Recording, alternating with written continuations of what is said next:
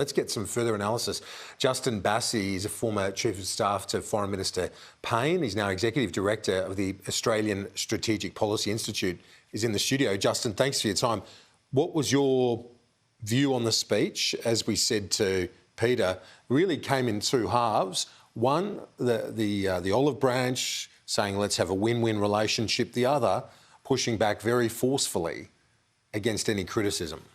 That's exactly right, and it reminded me of the Chinese Defence Minister's speech, General Wei's speech at the Shangri-La Dialogue just a couple of months ago now, where it was exactly the same style, speech of two halves, talking about the economic prosperity that we could all enjoy with cooperation with Beijing, but then progressively getting stronger through the speech and into the Q&A, where the ambassador set out Beijing's positions on a range of issues, including Taiwan, and where there would be, in his words, no compromise.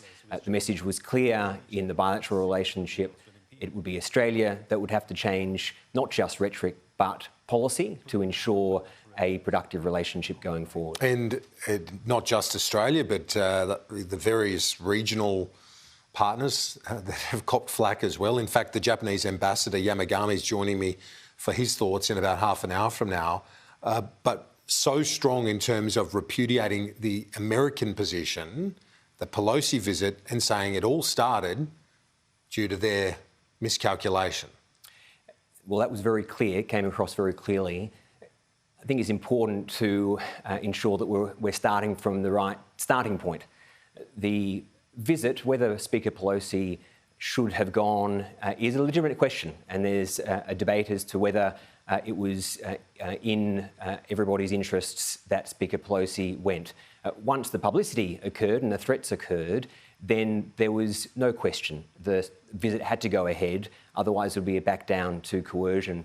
The problem with the ambassador's speech today in this area, one of the issues, consistent though he was with Beijing's position, and that's to be expected. He is Beijing's representative to Australia, and we'd expect the same of our ambassadors around the world. Not that our ambassador in Beijing would have quite the opportunity, but it is important that as the ambassador tried to suggest that Speaker Pelosi's visit was some type of breach of international law or of international rules, well, that's simply not the case.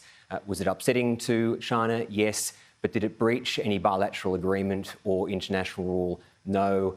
The suggestion that it was an edging away from the US One China policy is not correct. The US administration was making it clear throughout that it was sticking with the status quo, and in fact Speaker Pelosi made that same point during her visit to Taiwan. The response from Beijing to a speaker's visit was clearly disproportionate, as the government has said. Any military threat or military response to such a visit is clearly unreasonable.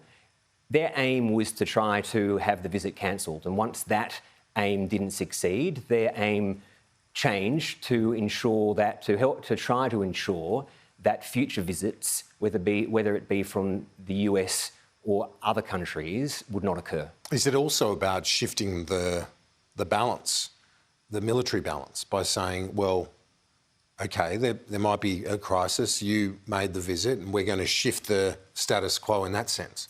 Yeah, your conversation with Peter Cleal was exactly right in this area, that Beijing is looking to use this as an excuse to actually change international norms, including how countries deal with Taiwan. And Peter gave you the response of what is our necessary response to ensure that Beijing is not successful in changing the status quo. And that is by working together with other countries to ensure that we all continue our relationships, our different relationships with Taiwan. If there are going to be meetings with Taiwan's representatives, continue with them. If there need to be statements made, as there have been by the G7, by the trilateral security dialogue, Australia, Japan and the US, or even the ASEAN statement, all of those are very necessary to ensure that Beijing's unreasonable response is held to account. Do you think, given the one China policy of Australia, of the United States, and the view certainly within Beijing that Taiwan is part of the People's Republic of China, that this is inevitable, that at some point it will return, as did Hong Kong? The question of whether there is going to be a unification and how that unification occurs is an excellent question. I think if there was an easy answer, we'd all be giving it. It's not easy. It's very, very complicated. My view is that Beijing would ideally like to avoid war. They would ideally like to, as you said to Peter, change the views of the rest of the world, deter the rest of the world from engaging with Taiwan through both its military drills, making their real high-intensity military exercises routine, through its economic coercion, drive the rest of the world away from Taiwan so that they can unify without having to use force. The ambassador today used the same words that Beijing has consistently used, that they will use other means if deemed necessary.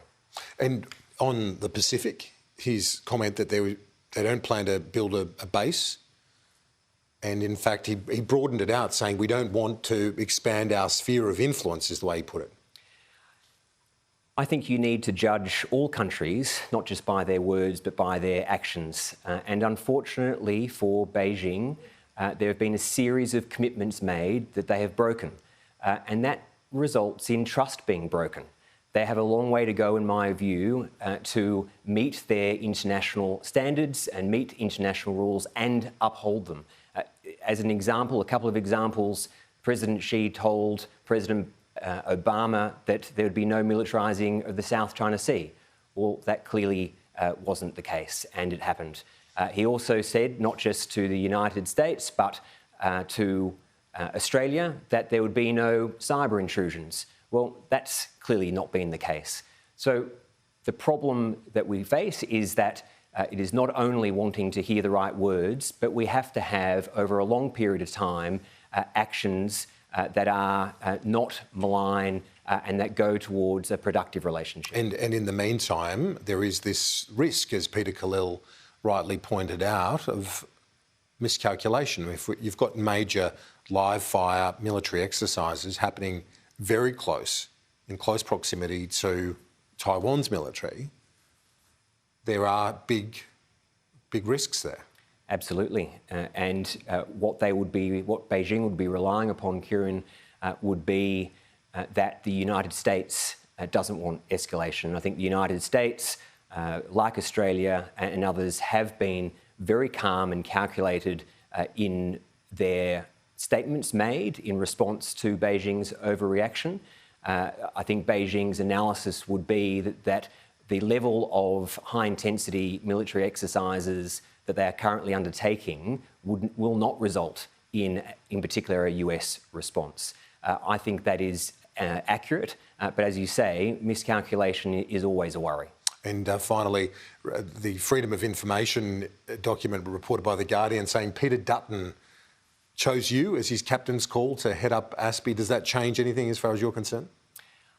Kieran, I wasn't part of the recruitment process other than I put my hand up as a candidate. As I understand it, I was found suitable, and I do feel very, very proud to be the Executive Director of ASPI. In my view, biased as I am, Australia's best think tank with some great researchers, great analysts, and I'm looking forward to continuing to be the Executive Director of a great think tank. We look forward to having you back in the studio. Thank you for your analysis. Appreciate it, Justin Bassi.